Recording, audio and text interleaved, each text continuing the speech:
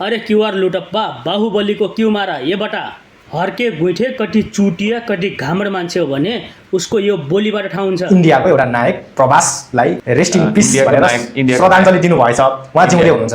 इन्डियाको नायक रहेछ प्रभास भनेर लेख्नु भएको छ तपाईले? खै मलाई थाहा भएन त्यो कहाँको नायक। अझ मलाई थाहा छैन रे, खै कहाँको हिरो अरे।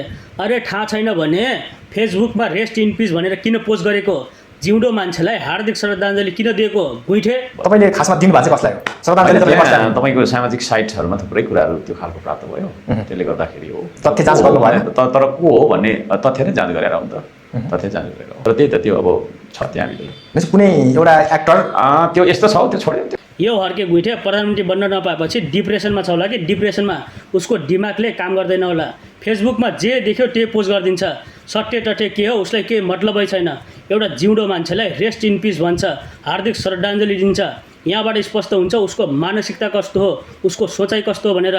यो हर्के गुइठेलाई छिटोभन्दा छिटो मेन्टल हेल्थमा भर्ना गरिहाल्नुपर्छ। अरे क्यूआर लुटप्पा बाहुबलीको क्यू मारा ये बटा।